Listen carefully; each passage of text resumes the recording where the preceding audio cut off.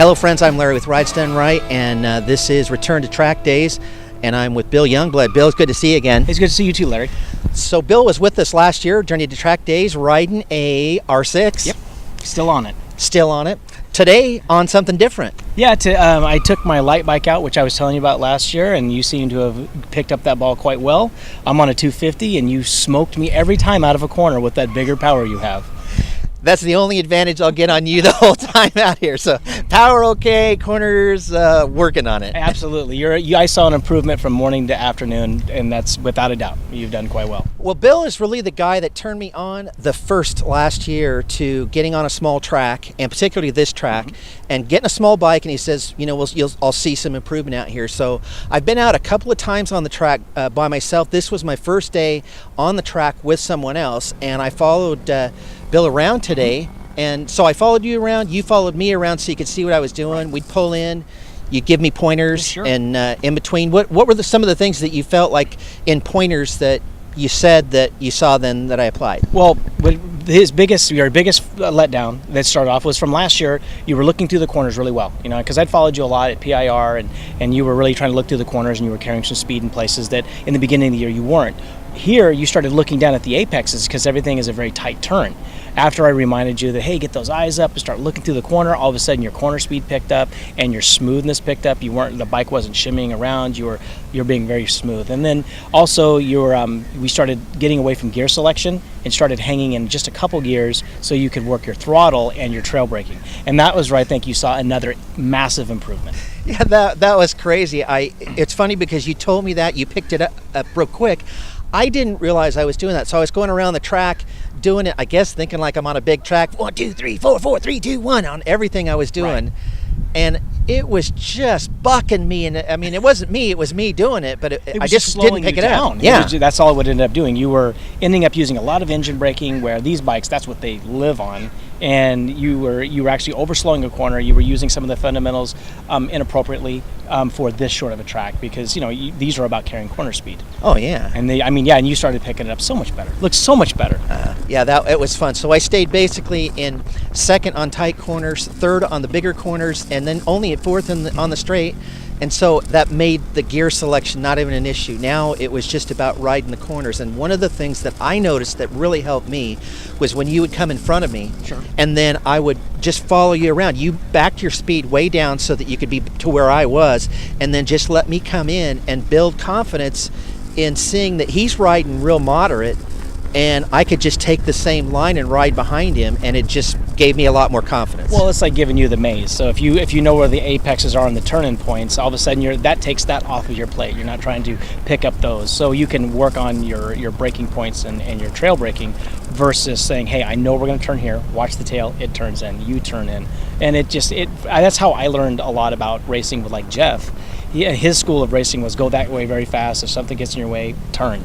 Right. Well, I would follow his tail, and I would start seeing where he was turning, and then all of a sudden my lap times came down. So I mean, I applied the same technique, and obviously we backed out of it a little bit just because you're not used to riding on the edge of the tire all the time. Well, and now you chipped down a lot more of the front end. You started trail braking, and all of a sudden that chicken strip started wearing away on the front end. So I can tell you guys, he was riding a lot better. It was improved a great deal. Well, and the other thing I noticed, and particularly noticed here, is that I've been getting gassed really bad on this track. And every time I've come, I've noticed it. Today, I've noticed that my cardio has just been off, and I struggled with it even worse in the morning. I think we took a break, sure, and then in the afternoon break, that last run was much, much better as far as how I felt. I think you were using some of the breathing, you making sure that on those long straights that you were taking a moment, trying to make sure, hey, my hands are relaxed, my arms are relaxed, I'm not fighting the bike. And when I was watching you make the transitions on the bike, you weren't like, trying to muscle it back and forth. It was, oh, hey. And that's what I was trying to, when I was leading you, I was trying to be very smooth, just let my bike fall one way, one butt cheeks on the side, slide over, put the butt cheek on the other, and then you were like, oh, and it seems like you were picking that up, even if it was subconsciously, you were riding a lot smoother. So I think that's a huge point, because this is a very demanding track as soon as that pace just starts picking up. Well, I'm looking forward to spending the summer out here on the small track at McMinnville. The Portland Karting Association is who we work with on this when we come out, and they've really been cool letting us out here do our events and stuff out here this year. We're going to get private track stuff and do some more fun stuff with your guys' group. Let's talk about TURN3 for a bit, because TURN3 is kind of is that your brainchild that kind of came about? Tell me a little bit about TURN3 and what so we're most seeing. everybody crashed in TURN3 at PIR. That's where it started. Jeff crashed, and then everybody else started falling off. Well, it was a joke, and then it became our little race group. And since we're a bunch of novices, and then we decided to make our own group of friends, and it's like its own little family. And then all of a sudden, everybody started bringing their collective skill sets. So, like, I can paint and do some tech work and stuff on the bikes. Well, Alex can work; he's a mechanic; he works on the bikes. Jeff's pretty, and then you have Daryl; he's an electrician, and we just all work together. And Pierce, he's an EMT. So we have all these different minds, and who are all mutually. I guess it's like a hive mind. Everybody's working toward the same goal to help each other out. So a perfect example is Jeff had an off. Pierce had parts to help build his competitor that ended up beating him with his own parts. So I mean, but we are friends first, family, friends and family first kind of thing. Racing is secondary, but it seems like those guys are on the podium and I'm not. So maybe I've got it wrong. Well, I will say the group collectively is a great group of guys, nice guys. We're hanging out with you guys then through the summer. We're going to follow you more at the track. We'll be doing track days together with you guys more this summer, and then we plan on actually going out to OMRRA as well. But you will be doing some stuff for us, recap stuff for us at OMRRA. So.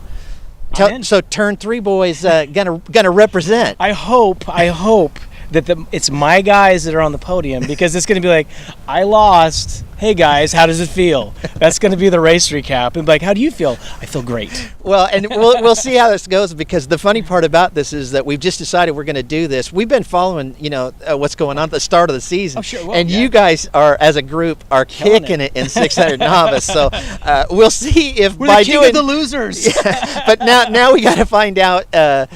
Is this going to be a good thing, you guys doing this now with me, or not? We'll find out. Absolutely. So we'll see how it goes. Watch out for us with the series throughout the summer, and we'll catch you guys later. Thank you.